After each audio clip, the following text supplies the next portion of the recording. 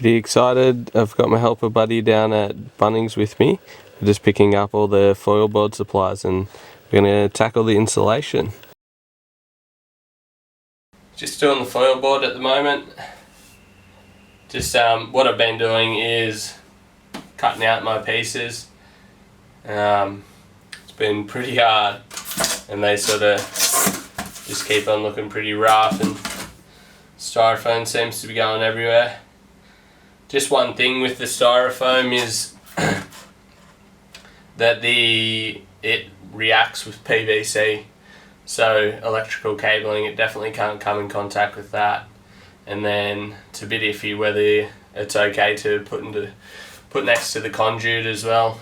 The way I'm sort of going to battle that is that I'm getting it and then I'm just wrapping the edges of it with the Foilboard aluminium tape, and then that's sort of just sealing that up so then I'm not going to have to be worried about any styrofoam going onto anything in there.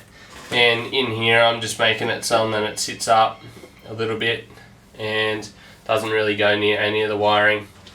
I've got the spacers at the back as well. I've got 3 of these and then 25mm board, and that sort of brings it out pretty much to it, maybe about 1 mil or 2. So no, it holds it pretty well. What I've done here in this little section is I've just gone and chopped that. See, there you go, it actually sits quite tight in there. I guess it depends on the curvature of the wall where you put the spacers. And then this is another bit that I've already chopped, and because it has these little cutouts like that, it's a little bit hard to get it and then fill up the whole area, so that's why I've got that little bit of a cutout there, and then I'm able to maneuver this and get that up into there. Just going to quickly put some spacers on the back first.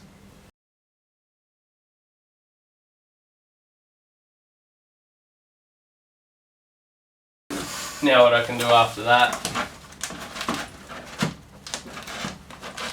get that into there.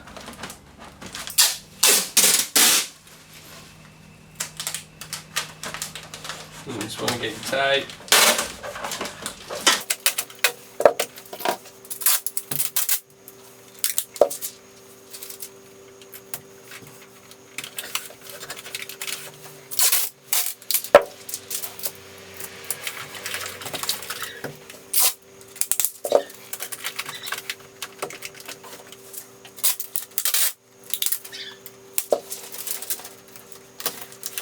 I'll just cut those little holes back in it.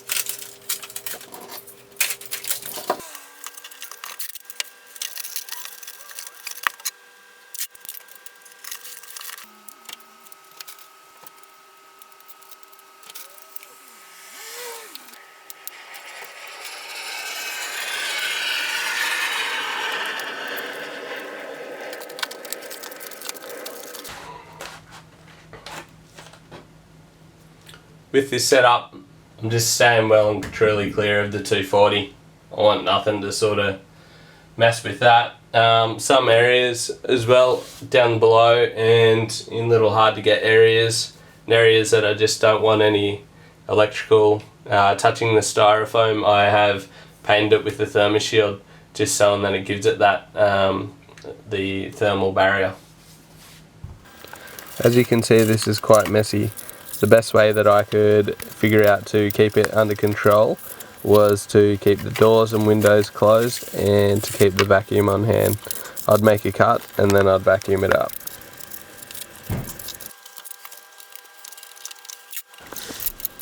There's so much little rubbish within this whole process. I just sort of kept the bag on hand to place it in there as I went. It was the best way to keep it clean and sort of cut time on coming back and cleaning it all up. Gone through and I've ran along in where all the wires are going to be, just made sure there's no little bits of styrofoam sitting down there, and in a few little areas where I thought it might come up and touch this, because there's two cables that run through here, I've just put a bit of the reinforced tape from Hamilton or whatever it's called, the people that also make this foilboard tape as well, and just to keep it away from stuff. What I've done here is I've just gone along, and over here I've just left this panel, just a little bit too cautious about that, so I've just dig two quick pretty rough coats of thermoshield just to act as a bit of a barrier. We're going to have the wall, and then it's going to be hidden behind the couch as well, so not too fussed about it.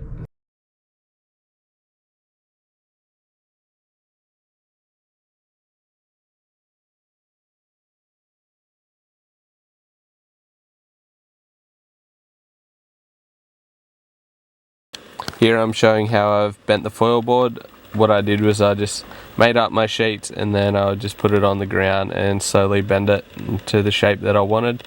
This way it allows to match the curvature of the roof when I place them up there. I just used a few little bits of offcut of foil board. Sometimes I used a bit of cardboard as well, just on top of the props, just so then it didn't poke into the foil board and create a little tear.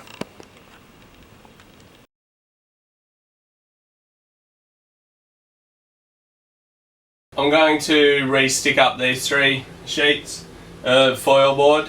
They've fallen down. One of them fell down twice. First off, it was the sticky back of the little spacer block. It had come off, and you can still see the residue there. Well, the actual like sticky part of it, and it's just peeled off that. And then I've also sickered there, and then sickered that to that, but then it's peeled away as well. I think these must just have a bit of a residue on them, so just something to consider. These are, when I got these ones, they had a white backing on them that you'd stick off, peel off for the sticker, and the new ones have got like a yellow or green colour sticky back, so hopefully they're a little bit different, maybe a bit better, but just something to consider if you're doing it like us and you're not using the tape to seal it up. What I'm doing is I'm just making each board, and then I'm wrapping it, just as you can see, and then I'm bending them, and then I'm sticking up the spacer block, and then just chucking some sticker on the spacer block.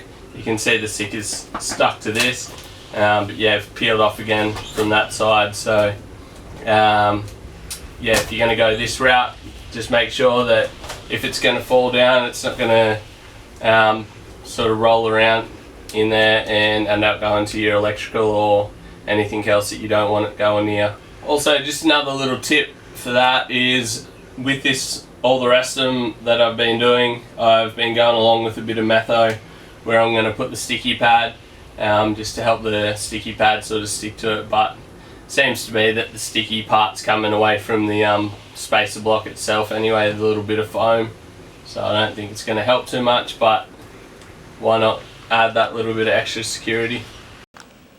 Well, this didn't end up working in the end, unfortunately, but the solution was using a bit of sticker that went from the roof of the bus, went over the spacer block, and then attached to the foil board sheet that I've made up. This way they didn't end up falling down at all. When purchasing the Foilboard tape, there is actually two different brands. There's the Foilboard brand, and then there's I think it might be Amiton or Amiton. Anyway, you'll find them both on the shelf, and I use both products, and I'd say both of them, they're a little bit different in their composition, but they work identical as far as I'm aware. Here we're using a bit of the Sika roof and gutter, so then it doesn't react with the metal in the walls, and we're fitting up some of our wall panels. Stay tuned and subscribe to be able to watch our roof and wall fit out.